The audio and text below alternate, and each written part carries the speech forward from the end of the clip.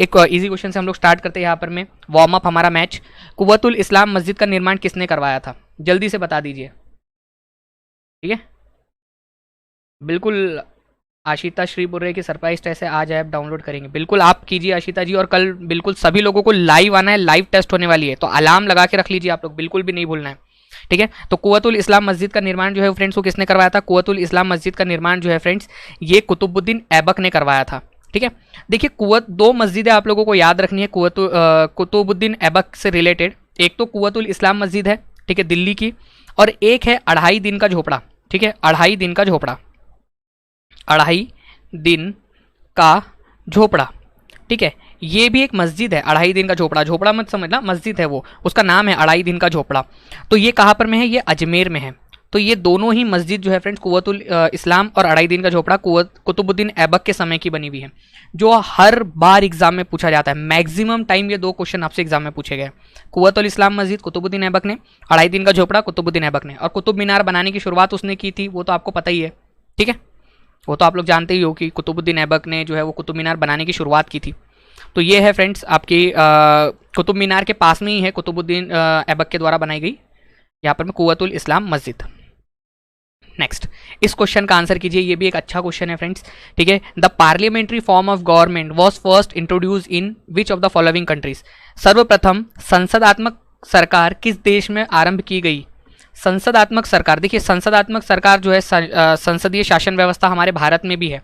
ठीक है, तो हमारे भारत में तो है ही है, लेकिन सबसे पहले इसकी शुरुआत कहाँ से हुई थी? संसदीय शासन व्यवस्था की। जल्दी से, जितने भी लोगों ने अभी तक शेयर नहीं किया फ्रेंड्स, वो जल्दी से शेयर कर दीजिए यहाँ पर में। और मैं आप लोगों को बता दूं कि जो कल की क्लास का जो नोटिफिकेशन है वो मैं आप लोगों को यहाँ पर मैं डाल दूंगा। उसकी जो लिंक है, डायरेक्ट लिंक, वैसे आपको ऐप पर तो मिल ही जाएगा वो, लेकिन फिर भी जो डायरेक्ट लिंक है वो मैं दानिश शेख 24 DANISHSHEIKH 24, ये टेलीग्राम चैनल है, इसके ऊपर में मैं डाल दूंगा ताकि आपको डायरेक्टली मिल जाए। तो आंसर क्या होगा फ्रेंड्स यहाँ पर में? Great Britain. ठीक है, या फिर जिसको आप लोग यूके भी बोलते हो, यूनाइटेड किंगडम। तो ग्रेट ब्रिटेन जो है वहाँ पर में सबसे पहले ये प्रथा जो है वो शुरू हुई थी फ्रेंड्स, जो आधुनिक वाली जो आप पार्लियामेंट्री फॉर्म ऑफ गवर्नमेंट देखते हो। अब ये पार्लियामेंट्री फॉर्म ऑफ गवर्नमेंट क्या है ये तो आपको पता होना ही चाहिए फ्रेंड्स, क्योंकि भारत में यही पद्धति फॉलो होती है। अब इसमें होता क्या है सर, ये भी बता दो। हम लोग तो है इंडिया में, लेकिन हम ना सर सोए सोए रहते हैं, हम लोगों को तो तारक मेहता का उल्टा चश्मा देखने से फुर्सत ही नहीं है सर। अब देश में क्या हो रहा है क्या पता हमको। तो यहाँ पर मैं देखिए friends, parliamentary form of government में या संसदीय सरकार में हम हमारे प्रतिनिधियों को चुनते हैं। मान लीजिए ये आपका राजू है, ठीक है, इसको आपने जो है आपके इलाके से चुनकर भेजा है संसद में। ठीक है, ये बाजू वाली आपका शहर है, यहाँ से काजू, उसको चुनकर भेजा है आप लोगों ने। ठीक है, और ये वाला एक है, इसका है जाजू। ठीक है, ये अलग अलग लोगों को आपने रिप्रेजेंटेटिव बना के आपने संसद के अंदर में भेज दिया। अब ये लोग डिसाइड करेंगे कि किसकी सरकार बनेगी, ये लोग जो आपके रिप्रेजेंटेटिव है संसद में जाकर। तो इसी तरह इस तरह से जो सरकार बनती है, आपने डायरेक्ट प्रधानमंत्री को नहीं चुना, आप लोगों ने डायरेक्ट राष्ट्रपति को नहीं चुना। ठीक है, आपने संसद को चुना और संसद ने फिर सरकार बनाई, इसको संसदीय सरकार बोला जाता है। और इसकी प्रथा सबसे पहले ग्रेट ब्रिटेन में शुरू हुई थी। नेक्स्ट क्वेश्चन की तरफ में आगे बढ़ते हैं फ्रेंड्स। ठीक है, ये क्वेश्चन बहुत अच्छा क्वेश्चन है और one of my favourite questions में से है, क्योंकि बहुत कम लोग होते हैं जिनको इसके बारे में पता होता है। इसीलिए मैं आप लोगों को बोलूँगा कि जल्दी से बताइए यहाँ पर मैं। ठीक है, जल्दी से बताइए इसका आंसर क्या होगा? द काउंसिल ऑफ स्टेट्स, ठीक है, जिसको आप लोग राज्यसभा बोलते हो, उसके पास में अनन्य अधिकार है एक, मतलब कि ऐसा अधिकार जो किसी के पास में नहीं है, एक्सक्लूसिव पावर्स है इसके पास में, एक्सक्लूसिव। ठीक है, अनन्य, जो सिर्फ उसी के पास में है, राज्यसभा के पास में। ऐसा कौन सा अधिकार है उसके पास में जो सिर्फ उसके पास में है? बताओ बताओ, ऐसा कौन सा अधिकार है जो सिर्फ उसके पास में है? जल्दी से। बहुत बढ़िया फ्रेंड्स, कितने लोग हो चुके हैं? हमारे 350 के करीब लोग हो चुके हैं। जल्दी से एक बार जितने लोगों ने लाइक और शेयर नहीं किया वो लाइक और शेयर कर देंगे, और जो लोग ऐप पर देख रहे हैं वो लोग भी एक बार यूट्यूब पर जरूर आ जाइए फ्रेंड्स, लाइक और शेयर आकर यहाँ पर मैं जरूर कर दे आप लोग। ठीक है, चलो बहुत बढ़िया। तो council of state has exclusive power, तो initiate proceedings for removal of president, राष्ट्रपति को हटाने की जो कार्रवाई है, इम्पीचमेंट, ठीक है, वो शुरू कर सकता है। भाई वो कोई भी कर सकता, वो राज्यसभा भी कर सकता, लोकसभा भी कर सकता। क्या सिर्फ राज्यसभा के पास में है वो अधिकार कार्रवाई शुरू करने का? नहीं जी नहीं, कोई भी कर सकता है उसको। ठीक है, राज्यसभा लोकसभा में से कोई भी कर सकता है। तो ये नहीं है आंसर, क्योंकि लोकसभा भी उसको शुरू कर सकती है। Initiate proceeding for removal of जज ऑफ सुप्रीम कोर्ट, वो भी लोकसभा भी कर सकती है, राज्यसभा भी कर सकती है। ठीक है, कोई भी शुरू कर सकता है उसको। लेकिन friends recommend a creation of all knew all India service, ठीक है, अखिल भारतीय जो सर्विस है या आपकी जो सेवा है उसको नई अगर कोई बनाना है आप लोगों ने, अभी तो 3 ही है आपके पास में, एक है आईपीएस, एक है आईएएस, ठीक है, आईपीएस और आईएफएस, इंडियन फॉरेस्ट सर्विस, हाँ फॉरेन नहीं, इंडियन फॉरेस्ट सर्विस। तो Indian administrative services, Indian police services और इंडियन फॉरेस्ट सर्विस, ये 3 ही है। आईआरएस जो है वो ऑल इंडिया सर्विस नहीं है, ठीक है, वो केंद्र सरकार की सर्विस है, ऑल इंडिया सर्विस नहीं है वो, ये याद रखना है।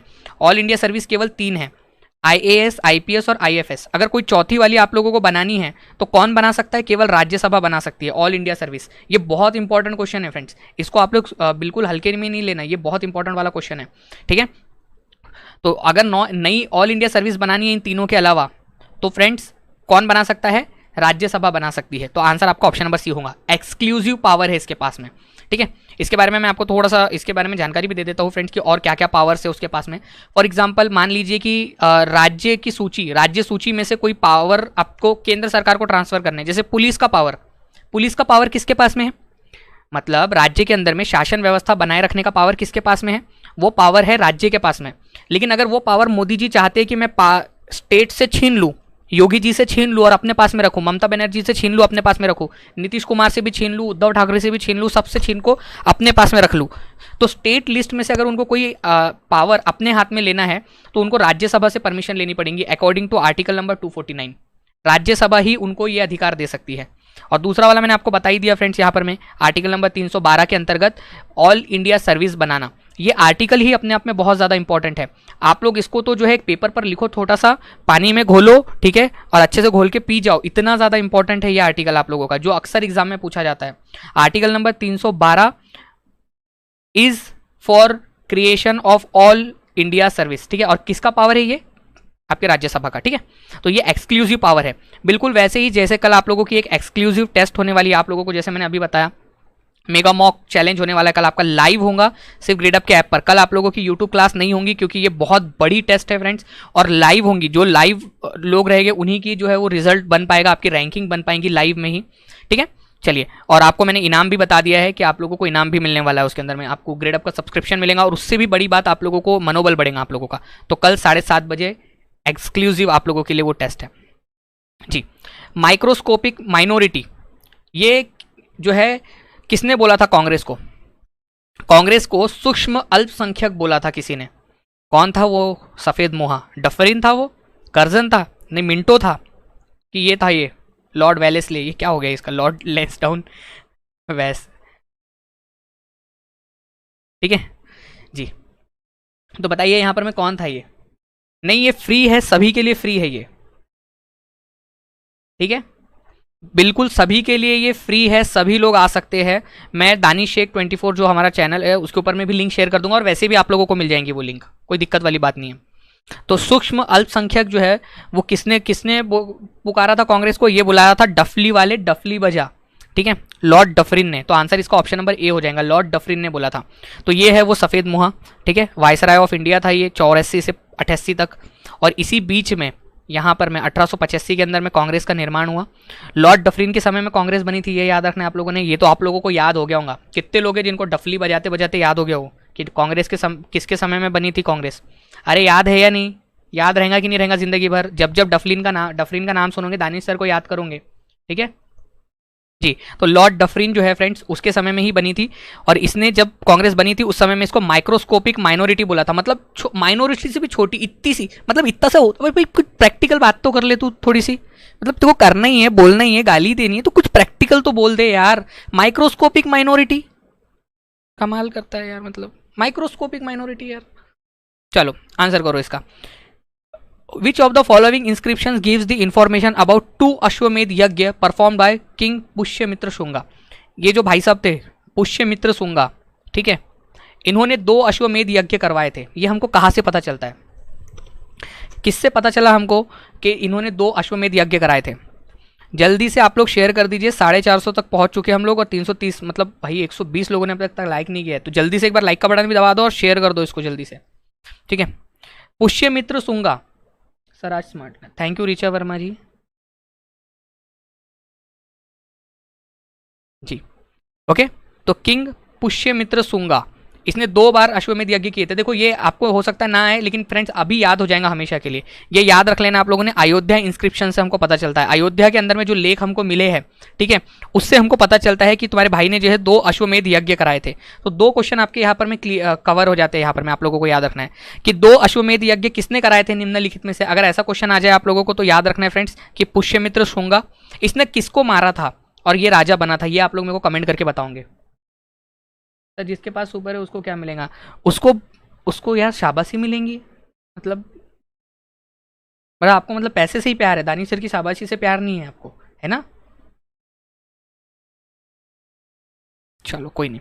तो निम्न में से किसकी तटरेखा सबसे लंबी है, कौन से राज्य की तटरेखा सबसे लंबी है।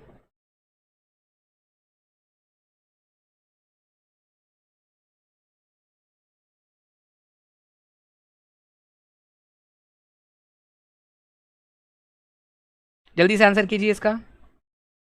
Thank you Kanchan ji. Which of the following states of India has the longest coast line.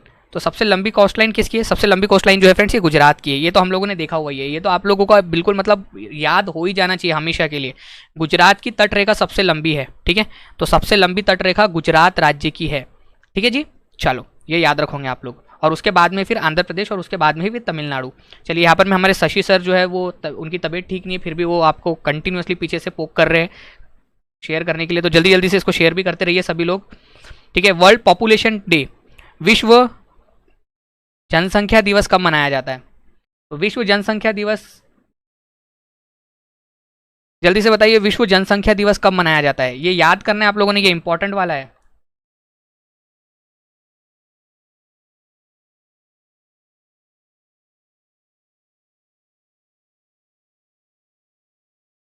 बताइए जल्दी से, इसका आंसर क्या होगा।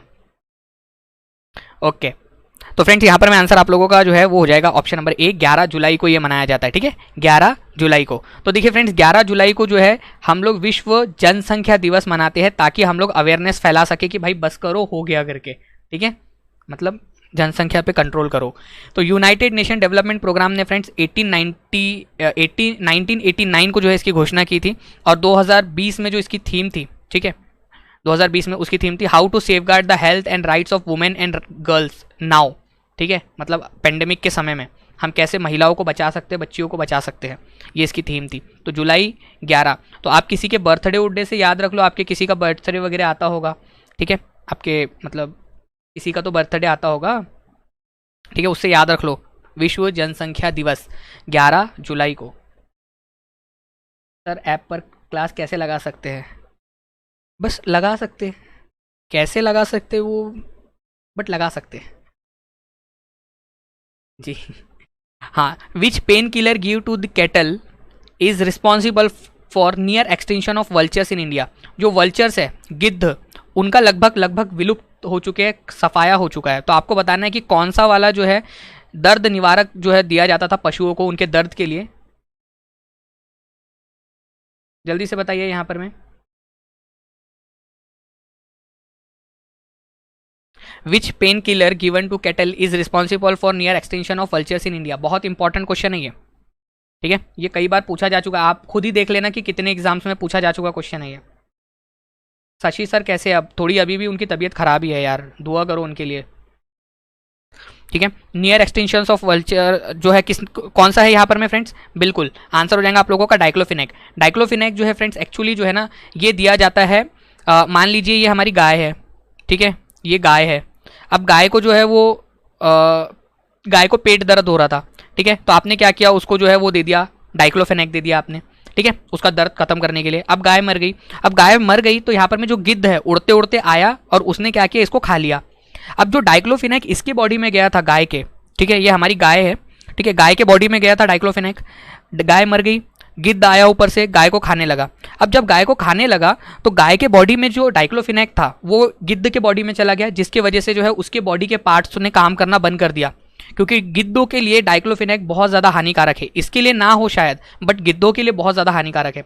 जिससे क्या हुआ फ्रेंड्स कि ये जो गिद्ध है ये खत्म होते हुए आ गए, 99.9% जो है वो गिद्ध खत्म हो गए, और ये बहुत बहुत बहुत जो है ना गंभीर मसला है फ्रेंड्स, ठीक है, क्योंकि अगर एक बार सारे खत्म हो गए तो आप कितनी भी कोशिश कर लो आप नहीं बना पाओगे, ठीक है। यहाँ पर में। तो यहाँ पर में जो हम पशुओं को देते थे डाइक्लोफेनेक, वो इनडायरेक्टली जो है वल्चर्स के बॉडी में चला गया और वल्चर्स बेचारे मर गए। ठीक है, तो ये याद रखना है आप लोगों ने, डाइक्लोफेनेक बहुत इंपॉर्टेंट क्वेश्चन है ये। चलो आगे बढ़ते हैं friends. Which of the following was the highest has the highest velocity. ये क्वेश्चन अगर बेटा किसी ने गलत किया ना तो सोच लो। ठीक है, आप लोगों को ना बेटा 8वीं क्लास वापस से देने लगाएंगे हम लोग। आपके शिक्षा मंत्री को खत लिखना पड़ेगा कि भाई इनको 8वीं क्लास में वापस से बिठाओ करके। ठीक है, विच of the following has the highest velocity, सबसे ज्यादा वेलोसिटी किसकी है। ये बेसिक कंसेप्ट है, मतलब एक समझदार इंसान को पता ही होना चाहिए ये क्वेश्चन का आंसर।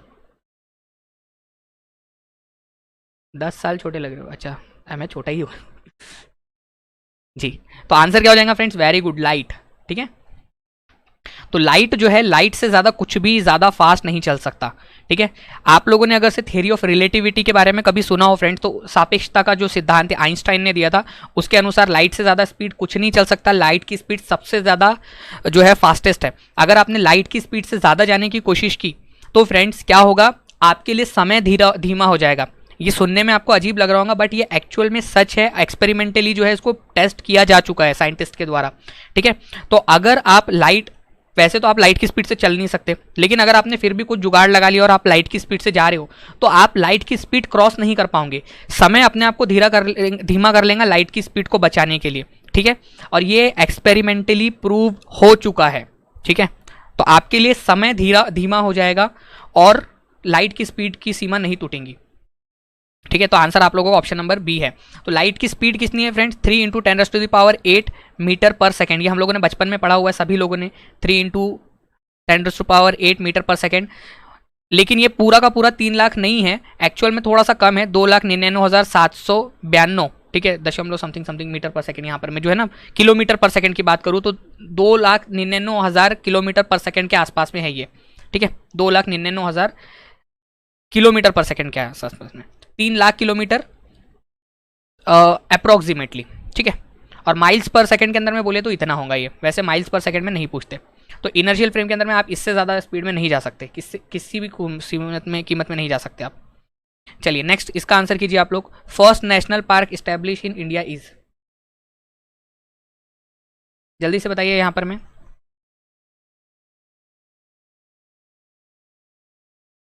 फास्ट, इसका आंसर कीजिए आप लोग। सापेक्षता का सिद्धांत किसने दिया था, आइंस्टाइन ने दिया था जी।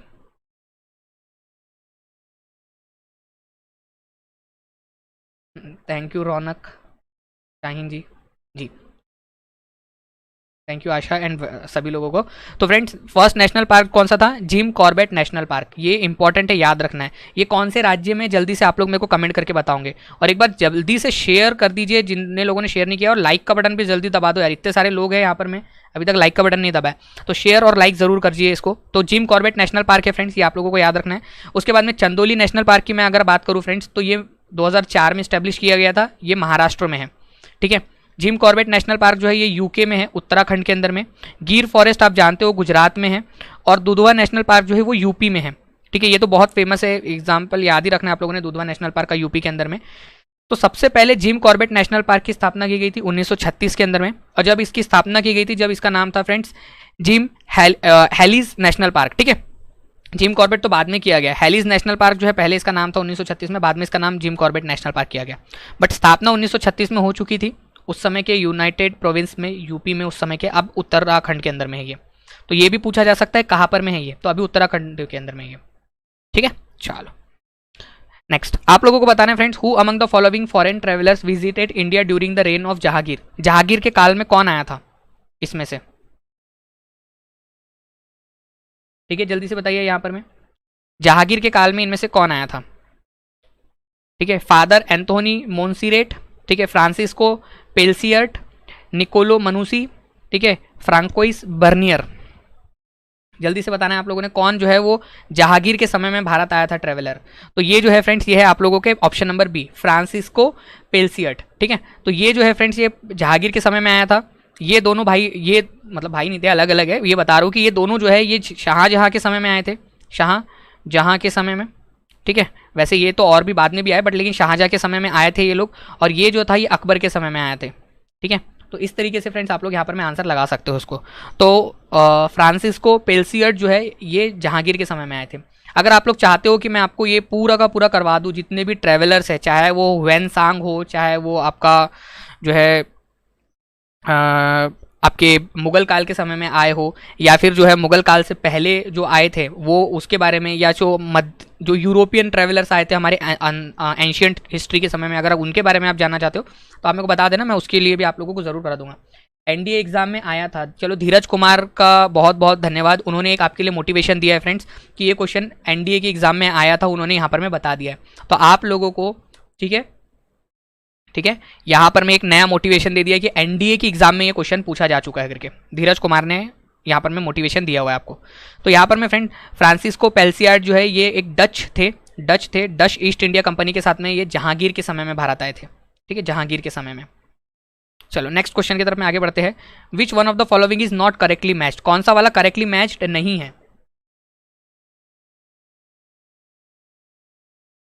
जी निकिता जी, मैं जब बीएड में था तब मैं खुद को नहीं पहचान पा रहा था। आप फाहियान से लेकर हुएन सांग से लेकर सारे के सारे भरे हैं हम लोग। कल पेपर कैसे होगा कल देखना आप लोग, बिल्कुल आपको पता चलेगा। कल 7:30 बजे पेपर है। जितने लोगों ने अभी तक टेलीग्राम ज्वाइन नहीं किया वो टेलीग्राम पे ज्वाइन जरूर हो जाना फ्रेंड्स, क्योंकि यहाँ पर मैं आपको लिंक डाल दूंगा डायरेक्टली। वैसे आप लोगों को वैसे भी मिल जाएगा। और अलार्म लगा लीजिए सभी लोग, 7:20 का अलार्म लगा लीजिए, ठीक है। कल एग्जाम देना है बिल्कुल अविनाश जी, मुझे भी कल आपका एग्जाम लेना है।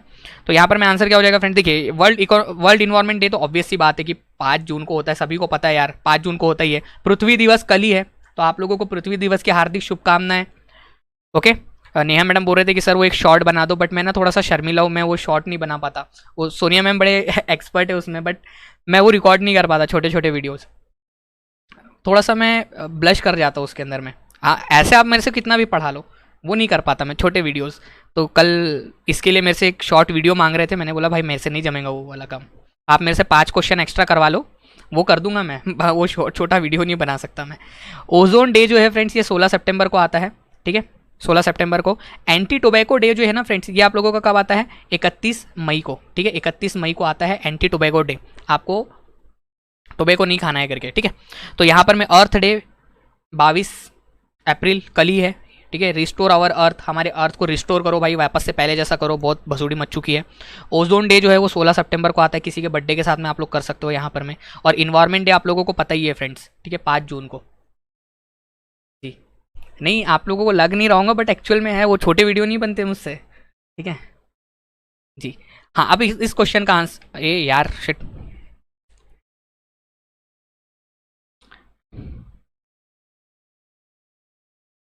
रुक जाओ रुक जाओ रुक जाओ, आंसर छुपाने दो पहले।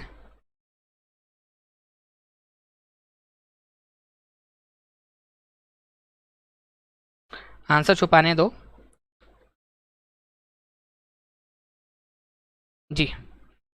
तब तक आप लोगों ने जो है यहाँ पर मैं, अच्छा मैं ऑप्शन भी चेंज कर देता हूँ यहाँ पर मैं, ऐसा करते ऑप्शन ही चेंज कर देते हैं, ठीक है, ऑप्शन चेंज कर देते हैं। जिन लोगों ने देखा होगा उन लोगों का, मतलब जिन लोगों ने देखा है उन लोगों को यहाँ पर मैं ये ना हो कि भाई उन्होंने तो देख लिया, तो ऑप्शन भी चेंज कर देता हूँ। चलो ठीक है जी। हाँ, इसका आंसर कीजिए अभी आप लोग यहाँ पर मैं, what is the quorum to constitute a meeting of Lok Sabha, Lok Sabha के अंदर में, ठीक है सर, वॉट में सभी सब्जेक्ट होंगे एग्जाम के अंदर में। हाँ जी बिल्कुल, मैंने 2 महीने में जो पढ़ा है उसी पर बेस्ड रहेगा आप लोगों का। बताइए यहाँ पर में लोकसभा का कोरम कितना है, मतलब कितने लोग कम से कम होने चाहिए, तभी जो है वो लोकसभा की क्लास चलती है। अदरवाइज जो है वो लोकसभा वाले बोलते हैं कि छोड़ो यार जाओ, तुम आए नहीं ना लाइव में जा रहा करके, ठीक है, लोकसभा खत्म हो जाती है। तो बताइए यहाँ पर में कितने लोग कम से कम होने चाहिए यहाँ पर में। तो देखिए friends, 1/6 of total member of house, ठीक है, 1/6, 1/10 of total member of house, मतलब जितनी भी स्ट्रेंथ है उसका 1/10, ठीक है, 1/4 या फिर 1/3। तो आपको बताना है आंसर क्या हो जाएगा फ्रेंड्स, आंसर हो जाएगा आप लोगों का 1/10। बहुत इंपॉर्टेंट क्वेश्चन है ये, 1/10। तो 1/10 जो है फ्रेंड्स ये आप लोगों का आंसर है कि भाई कम से कम 1/10 जो है वो होना चाहिए। तो 550 की आपकी अगर स्ट्रेंथ है मान लीजिए, ठीक है, तो कम से कम 55 लोग होने चाहिए, तभी जो है आप लोगों का क्या होगा, लोकसभा की कार्रवाई हो सकती है। अगर इतने लोग नहीं आए तो लोकसभा खत्म भाई, कल मिलेंगे, अभी जाओ लाइव सेशन खत्म, ऐसा करके वो बंद कर देंगे अपना। ठीक है, चलिए। तो आर्टिकल नंबर 100 के अनुसार, ठीक है, जो अगर आपको ये रखना है, हाउस को चालू रखना है, तो 1/10 जो है वो लोग आने चाहिए कम से कम। ठीक है, चलो इसका आंसर करो यार, ये देखते कितने लोग आंसर कर पाते हैं इसका। जल्दी से इसका आंसर कर दीजिए आप लोग। ये थोड़ा बड़ा क्वेश्चन है, लेकिन फ्रेंड्स बहुत सारा आपका जो है इसमें कवर हो जाएगा। 4 क्वेश्चन आपके कवर हो जाएंगे इस एक क्वेश्चन में। और जितने भी लोग ऐप पर देख रहे हैं वो लोग एक बार यूट्यूब पर आकर लाइक और शेयर जरूर कर देंगे फ्रेंड्स इसको। और जो लोग अभी यूट्यूब पर ही है, ठीक है, 635 लोग हो चुके हैं फ्रेंड्स, 500 के करीब लाइक हो चुके हैं। ठीक है, जल्दी से एक बार लाइक और शेयर जरूर कर दे आप लोग इसको जी। तो यहाँ पर मैं देखिए friends, curtailment of power of judicial review, ठीक है, जुडिशियल रिव्यू जो न्यायिक समीक्षा का जो अधिकार था सुप्रीम कोर्ट का, उसको कम किया गया। उसके बाद में abolition of right to property as a fundamental right. Fundamental right जो है ना, उसके अंदर में राइट टू प्रॉपर्टी भी था पहले आपका, ठीक है, लेकिन उसको बाद में हटा दिया गया। तो कौन से वाले अमेंडमेंट के जरिए हटाया गया? पहले आप लोग जो है 21 साल के होने के बाद ही आप वोट दे पाते थे, बट फिर आपको बोला नहीं भाई एक काम करो, आज जो है आप तो बहुत ज़्यादा होशियार हो गए हो, ठीक है, 16 साल की उम्र में ही बड़े हो जाते हो आज आप लोग तो 18 साल की उम्र में जो है फ्रेंड्स यहाँ पर में आपको वोट देने का अधिकार मिल जाना चाहिए। और addition of word secular in the preamble के अंदर में सेक्युलर शब्द जोड़ा गया। सेक्युलर शब्द पहले नहीं था, धर्मनिरपेक्ष शब्द। तो देखिए पद न्यायिक समीक्षा का लघुकरण, जो न्यायिक समीक्षा है, ठीक है, उसको कम किया गया है। ठीक है, उसको कम किया गया था। किसके समय में किया गया था friends?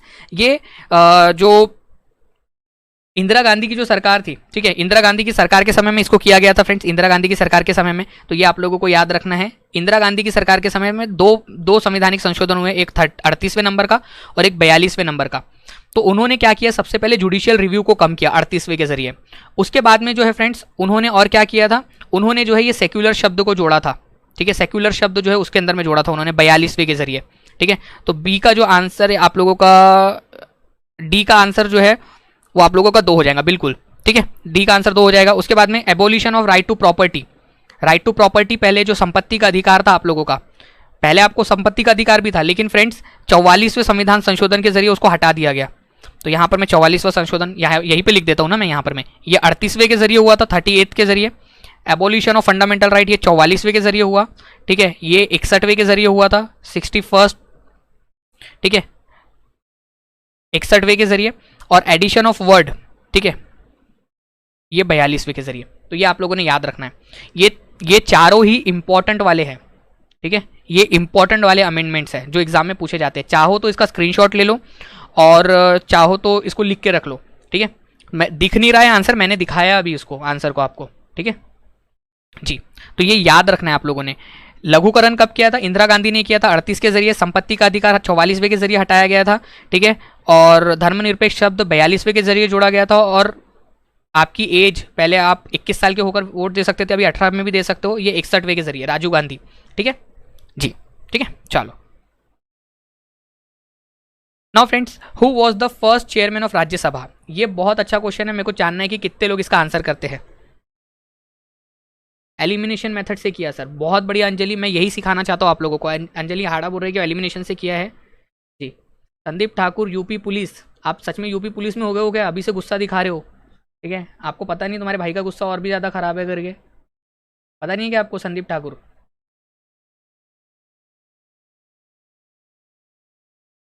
Who was the first chairman of Rajya Sabha? Rajya Sabha के पहले अध्यक्ष कौन थे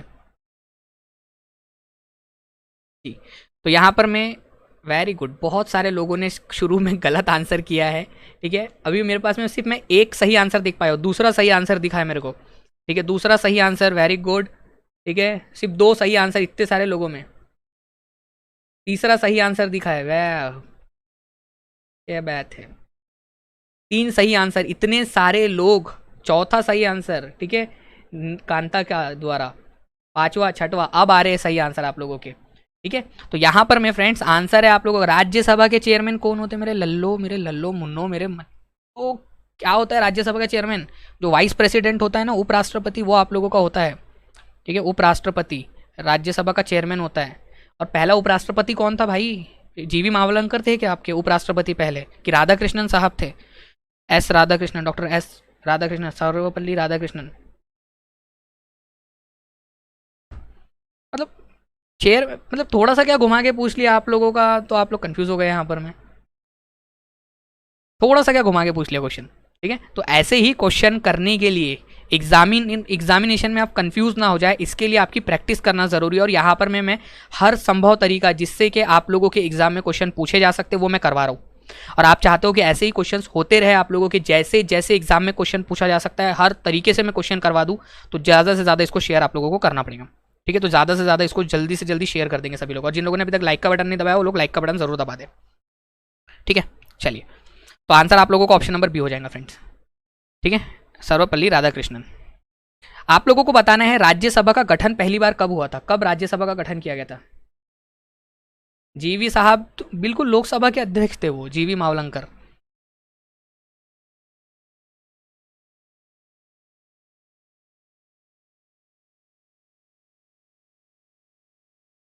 सुमित कुमार जी, मैं डायरेक्ट लिंक शेयर कर दूंगा, आप वो फोटोन पर डायरेक्ट देख पाओगे, ठीक है जी। तो किस वर्ष राज्यसभा का गठन हुआ था फ्रेंड्स, तो राज्यसभा का गठन जो है वो 1952 में हुआ था। 1952 से अब तक चली जा रही है, ये कभी भंग नहीं होती।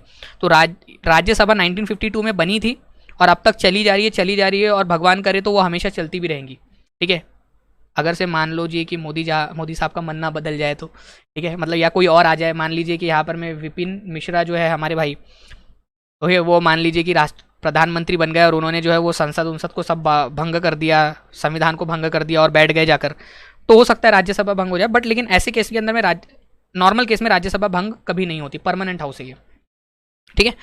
तो यहाँ पर मैं आप लोगों को याद रखना है फ्रेंड्स कि राज्यसभा का गठन जो है 3 अप्रैल 1952 को हुआ था और इसकी पहली बैठक जो है, मतलब इसका गठन हुआ था, ठीक है, इस दिन बोला था कि हाँ बन गई भाई। और पहली बैठक हुई थी 13 मई 1952 को, कुछ दिन बाद। एस राधाकृष्णन जो है फ्रेंड्स यहाँ पर मैं इसके पहले अध्यक्ष थे, पहले उपराष्ट्रपति भी, ठीक है। चलो गुड। आप लोगों को बताना है फ्रेंड्स कि अघन्य एक शब्द है जिसका ऋग्वेद में उल्लेख मिलता है, तो ये अघन्य मतलब क्या है इसका, अघन्य का।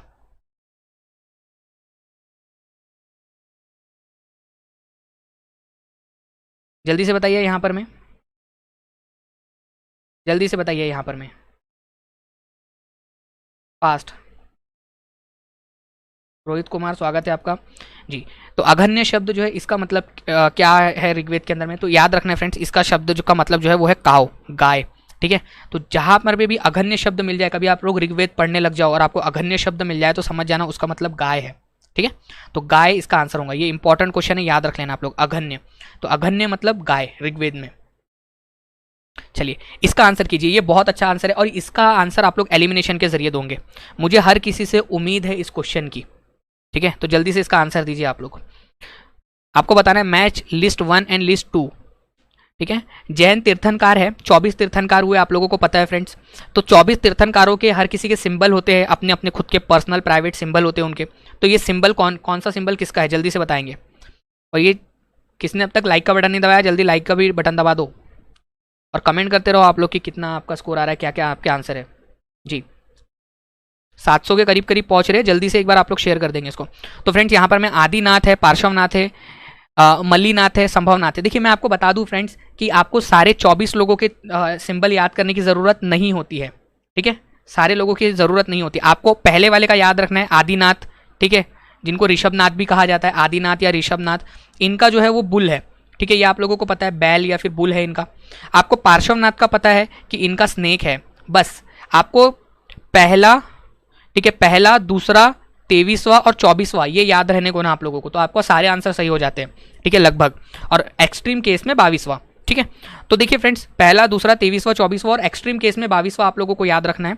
तो आदिनाथ जो है उनका बुल है, तो ए की जोड़ी जो है वो लगने वाली है ए के ही साथ में, ठीक है। तो ए की जोड़ी ए के साथ में, ए और बी में ही लगी हुई, तो सी और डी आपका आंसर नहीं हो सकता। पार्श्वनाथ सी की जो जोड़ी है फ्रेंड्स वो सी के साथ में ही लगेंगी, तो सी की जोड़ी सी के साथ में लगनी चाहिए, तो आपका ये भी आंसर नहीं हो सकता। तो आंसर आप लोगों का जो है यहाँ पर में ए हो जाएगा। सिंपल सी बात थी यार, ये ऑप्शन को आप ऐसे एलिमिनेट कर सकते थे। और मैंने क्लासेस में भी आपको बार बार बताया है, और हर बार जब भी मैंने ये टॉपिक पढ़ाया मैंने आपको बताया पहला, दूसरा, 23वां, 24वां याद रखना है आपने। तो मैं आपको पूरी लिस्ट दे रहा हूँ यहाँ पर मैं, ठीक है। तो देखिए फ्रेंड्स, आदिनाथ जिनको ऋषभनाथ भी बोलते हैं, इनका सिंबल है बैल या बुल, ठीक है, ये याद रखोगे आप लोग। इसकी जो इमेज है वो अभी मैं शेयर कर दूंगा, ये वाली आप लोगों के साथ में। अजीत नाथ दूसरे नंबर के है, ठीक है, इनका हाथी है, हाथी मेरे साथी, दूसरे नंबर के तीर्थंकार, ठीक है। संभवनाथ का वैसे घोड़ा है। आगे आप लोगों को मैं बताता हूँ, आपको 23वें नंबर का याद रखना है, पार्श्वनाथ, ठीक है, सर्प, और महावीर 24वें नंबर के जो है आखिरी तीर्थंकर, इनका है सिंह। इंपॉर्टेंट है ये, तो ये याद रखोगे आप लोग, ठीक है जी। और यहाँ पर मैं आप लोगों को मल्लीनाथ का दिया हुआ था यहाँ पर में, तो कलश है आप लोग यहाँ पर में देख सकते हो, संभवनाथ है यहाँ पर में, अभिनंदनाथ है, ठीक है, नैमीनाथ है जिनका शंख है। तो बस ये आप लोग यहाँ पर में ये 22वां 23वां 24वां पहला दूसरा, बस इतने याद रख लिया, आपका खत्म हो जाता है। आदिनाथ, ऋषभनाथ, ऋषभदेव एक ही बात है। ओके, तो यहाँ पर मैं इसको आप ऑप्शंस एलिमिनेट करके कर सकते थे। और मैं आपको बता दूं ये क्वेश्चन मैंने जो है ये एक्चुअल एग्जाम के क्वेश्चन को उठाया हुआ है जानबूझकर, ताकि मैं आपको एग्जैक्ट प्रैक्टिस करा सकूं फ्रेंड्स। मेरा मेन मकसद यहाँ पर में ये होता है कि अलग अलग अप्रोच जो एग्जामिनर पूछ सकता है, जो वो अपना दिमाग लगा सकता है, वो हर तरह का क्वेश्चन मैं आपको करवा दूँ यहाँ पर मैं। ये अप्रोच जो है मेरा होता है यहाँ पर मैं आप लोगों के लिए, और मुझे पूरी उम्मीद है कि थोड़े समय में आप लोग जो है हर तरीके के क्वेश्चन कर पाओगे। जैसे कि यहाँ पर मैं प्रतिभा सिंह रिंकी बोल रहे हैं कि सर मैंने एलिमिनेशन से की, तो उन्होंने एलिमिनेशन से इस क्वेश्चन को कर लिया और उन्होंने इस क्वेश्चन का आंसर भी ले लिया, ठीक है। सर स्क्रीनशॉट कैसे ले? निकिता द्विवेदी जी, मेरे मोबाइल में 3 उंगली से हो जाता है, अब आपके पास में मोबाइल कौन सा है ये कैसे पता चलेगा मेरे को, ठीक है। और आपने बताया भी नहीं मेरे को आपके पास कौन सा मोबाइल है। अच्छा चलो इसका आंसर करो आप लोग, बताना कि कौन सा वाला ठंडे पानी के करंट नहीं है, एक ठंडे पानी की महासागरीय जलधारा नहीं है। जल्दी बताओ। सलोनी सिंह जी, आप क्यों ऐसा कर रहे हो, ठीक है, पढ़ाई पे ध्यान दीजिए, ठीक है। विच of the following is not a cold current, ocean current, cold नहीं है ये। तो कैनरी, ओयाशियो, हम्बोल्ट और अगुलहास। तो फ्रेंड्स आंसर क्या हो जाएगा आप लोगों का, जल्दी से कीजिए। सी और बी के अंदर में मैक्सिमम लोगों के आंसर आ रहे हैं फ्रेंड्स, तो आंसर यहाँ पर में आपका डी, अगुलहास करंट जो है गर्म पानी की धारा है, ठंडे पानी की धारा नहीं है हिंद महासागर के अंदर में। तो अगुलहास करंट मैं आपको दिखा देता हूँ, ये है अगुलहास करंट, ठीक है, हिंद महासागर के अंदर में अफ्रीका के तट से होकर नीचे की तरफ में जा रही है अगुलहास करंट, ये आप लोगों